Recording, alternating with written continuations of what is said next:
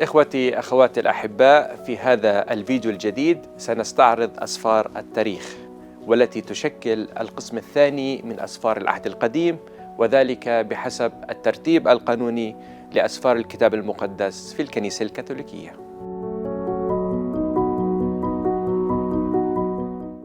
في البداية مجموع أسفار التاريخ هو 16 سفراً، وهي مقسمة إلى 3 مجموعات، حيث أن كل مجموعة تتناول تاريخ شعب إسرائيل ضمن رؤية لاهوتية محددة ومختلفة عن الأخرى، وذلك من أجل أن تجيب عن تساؤلات واحتياجات الشعب الروحية في وسط الظروف التي عاشوها. وهذه المجموعات الثلاثة هي على النحو الآتي: المجموعة الأولى وتضم سفر يشوع بن نون والقضاة ورعوت وصموئيل الأول والثاني والملوك الأول والثاني، ومجموعها 7.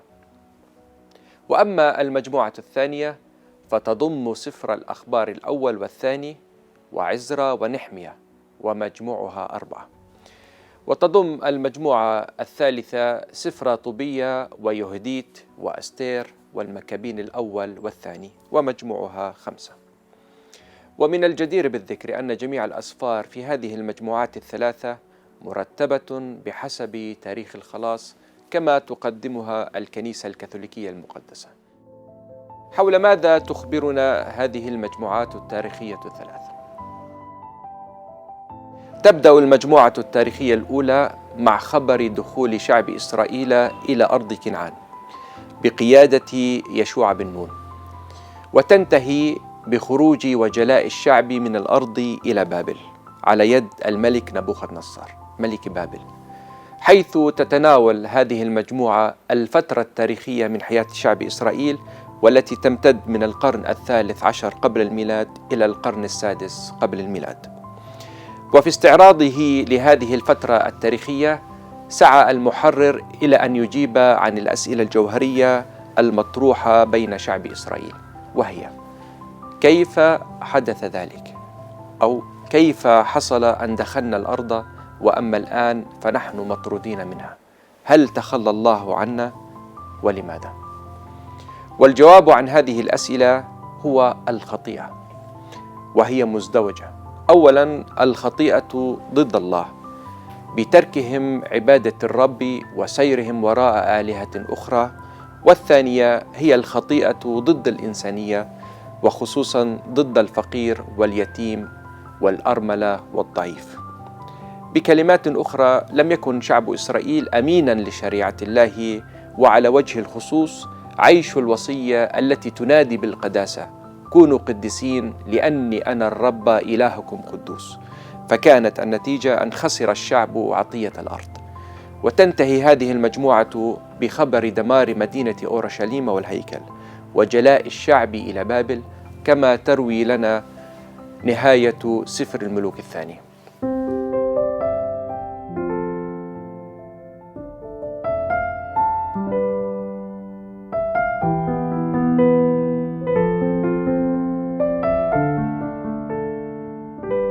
وأما المجموعة التاريخية الثانية فتقرأ التاريخ ضمن رؤية لاهوتية مختلفة. فبينما تشدد المجموعة التاريخية الأولى على الأسباب التي أدت إلى الدمار والجلاء، تنظر المجموعة التاريخية الثانية إلى تاريخ شعب إسرائيل بصورة إيجابية وأكثر تفاؤلية، على الرغم من التحديات التي واجهها الشعب بعد عودته من الجلاء.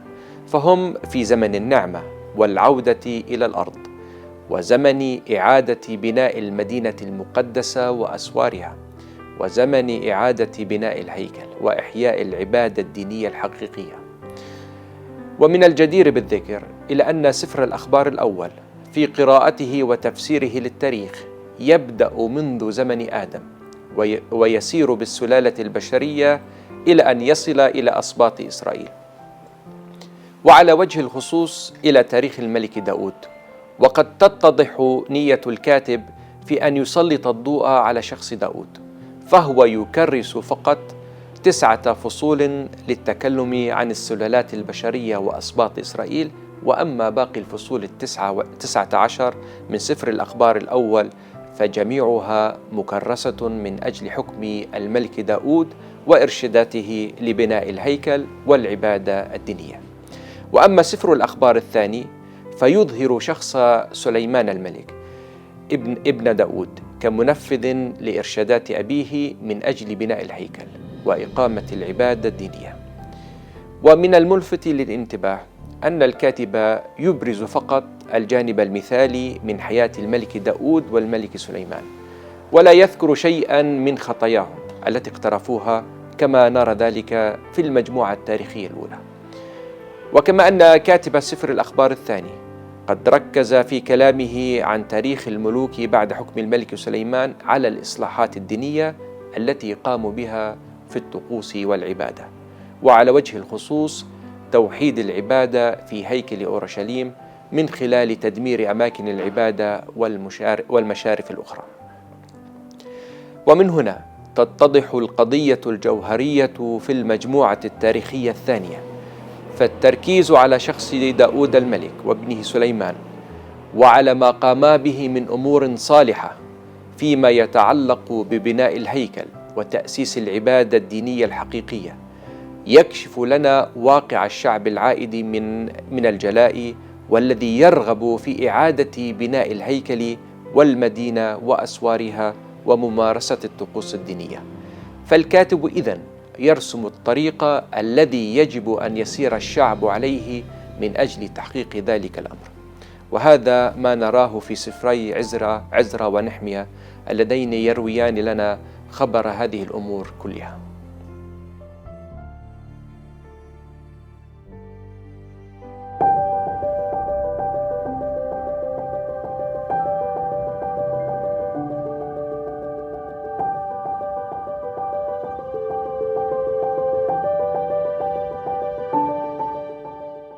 أما فيما يخص المجموعة التاريخية الثالثة فهي تشدد على الأمانة لشريعة الله، وتقدم لنا شخصيات هم على النحو الآتي: طوبية، وقد عاش خلال فترة الحكم الأشوري، ومن ثم يهوديت، وهي امرأة يهودية عاشت خلال فترة الحكم البابلي، وتأتي بعدها أستير هداسة والتي عاشت خلال فترة حكم الفارسيين، وأخيراً الكاهن متيا وأولاده والذين لقبوا بالمكابين وقد عاشوا خلال فترة الحكم الهيلينستي.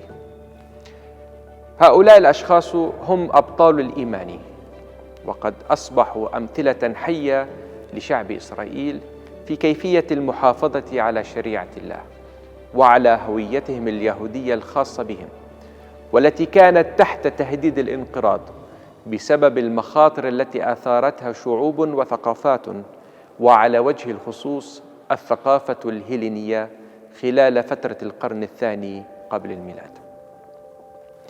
إخوتي وأخواتي الأحباء، هذه الفترات التاريخية الثلاث من حياة شعب إسرائيل تنظر إلى التاريخ، وليس أي تاريخ، بل هو تاريخ الخلاص، وتقرأه وتفسره على ضوء علاقة شعب إسرائيل بالله، فهي لا تتوانى في أن تسلط الضوء إن احتاج الأمر على خطيئة الشعب وعدم أمانته لله ولشريعته، وهذا ما نجده في المجموعة التاريخية الأولى.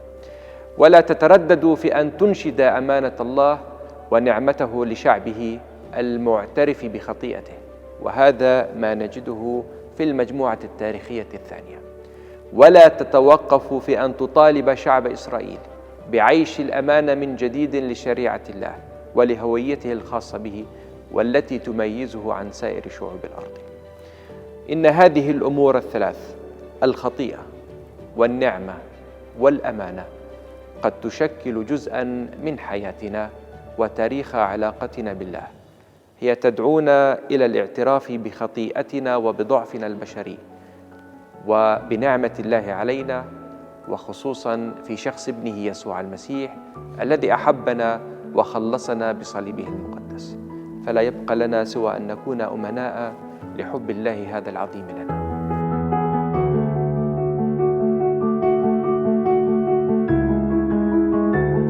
إلى هنا ينتهي لقاؤنا اليوم، إلى أن نعود إليكم في فيديو جديد حول أسفار الحكمة.